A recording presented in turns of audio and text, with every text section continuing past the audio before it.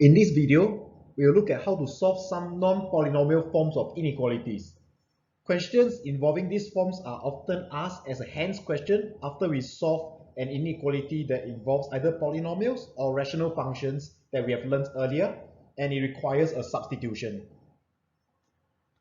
The first form is the logarithmic form, such as the natural log or the common log or some other basis. The solution of inequalities that involve log terms is actually quite straightforward.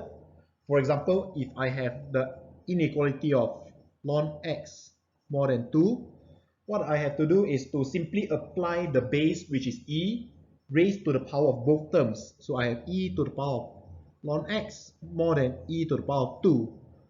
And for e to the power of ln x, since the bases are the same, they will simply cancel each other out, and the left hand side becomes an x.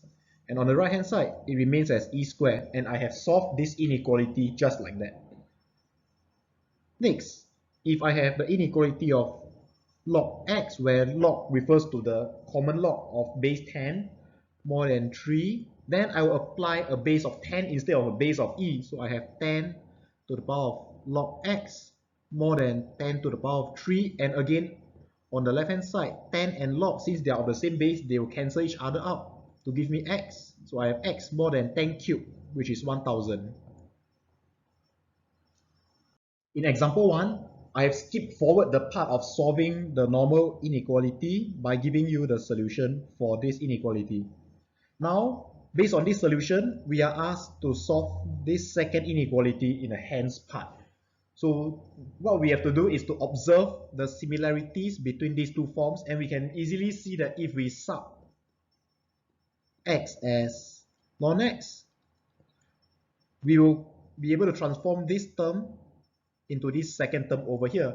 Therefore, what I can say is ln x must be less than negative 5 over 4, or negative 2/3 must be less than ln x, which must be less than half.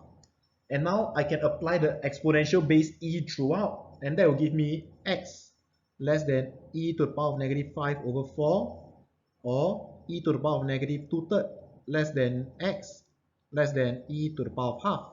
And that's it. Next, we have inequalities involving exponential terms such as e to the power of x or a to the power of x, where a is any real number.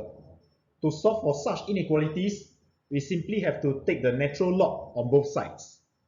For example, if I have e to the power of x more than 2, and I take natural log on both sides, I will get ln of ex greater than ln of 2, and I can bring the power down.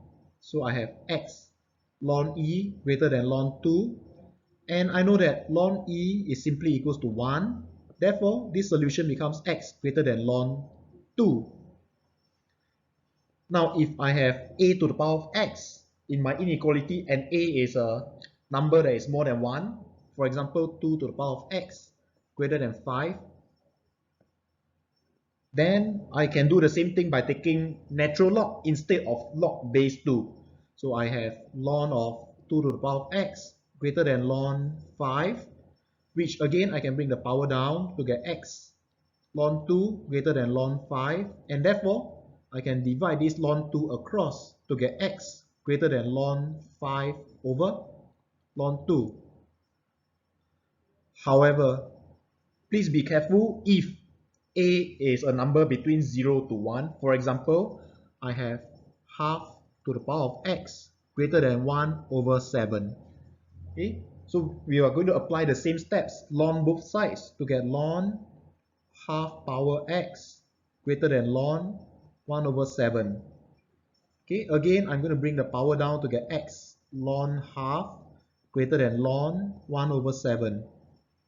Now the tricky part is over here, because I'm still going to divide this ln half across to the other side. But take note that ln half is going to be less than 0. That means it's a negative term.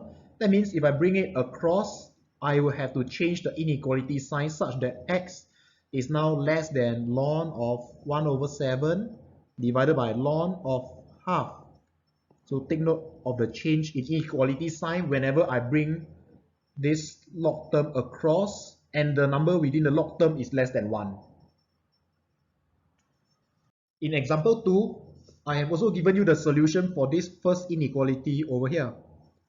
And now what we have to do is just to think of the appropriate substitution to use such that we can transform this original inequality into the new inequality.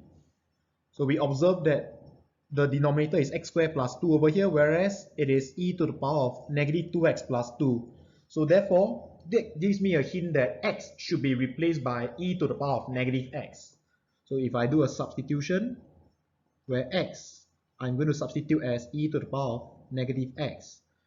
My original expression will be changed into e to the power of negative 2x greater than 8 over e to the power of negative 2x plus 2.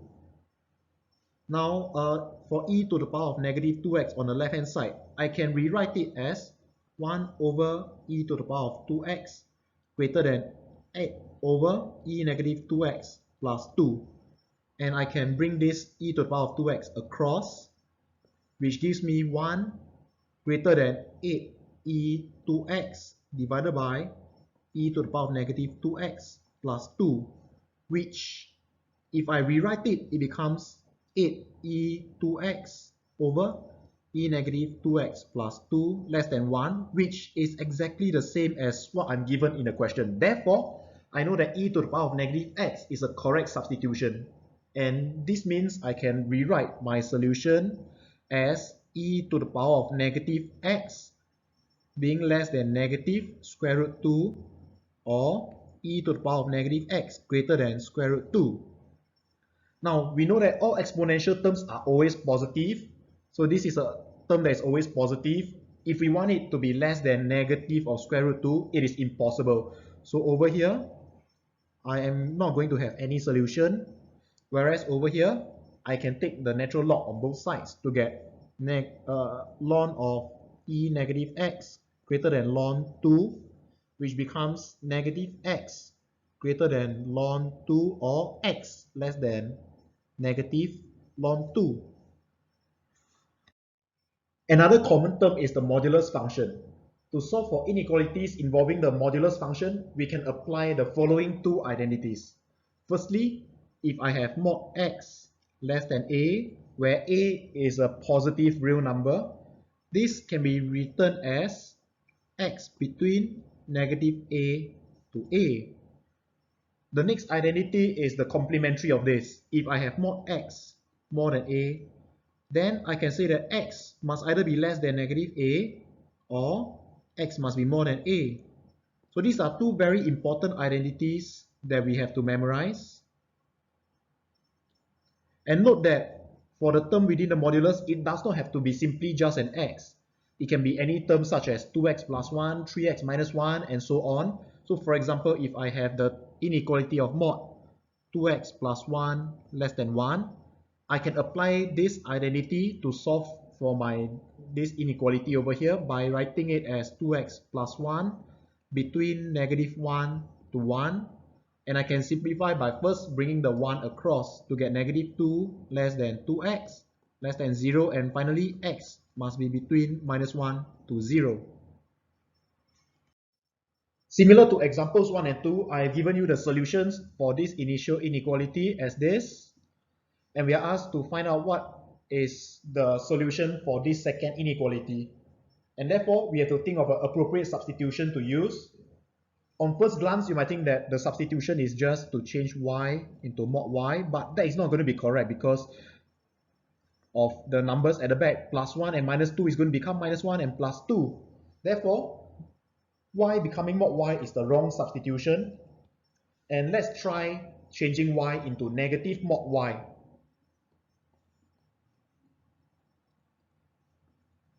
So I will have 3 over negative mod y plus 1 greater than 2 over negative mod y minus 2. Now I can multiply by negative 1 on both sides. And that gives me 3 over mod y minus 1 less than 2 over mod y plus 2, which is now exactly the same as my initial term given in the question. Therefore, I know that changing y into negative mod y is the correct substitution, which therefore I can say that negative 1 is less than negative mod y less than 2, or negative mod y must be more than 8. Now if I'm going to solve this inequality over here, for this first one, it will become 1 greater than mod y greater than negative 2, or rather mod y is between negative 2 to 1, which gives me y between negative 1 to 1, because mod y is a definitely positive term, which means that all values of y will satisfy the inequality where mod y is more than negative 2. So I can disregard this portion over here. And for the other portion, where negative mod y is more than 8, it is the same as saying mod y is going to be less than negative 8, which is not going to give us any solution. Since mod is always positive, it cannot be less than a negative value. And therefore, the final solution for this example will just be negative 1 lesser than y lesser than 1. This final example is to illustrate to you that the term on the right hand side without any modulus does not have to be just a constant. It can even be an expression involving x.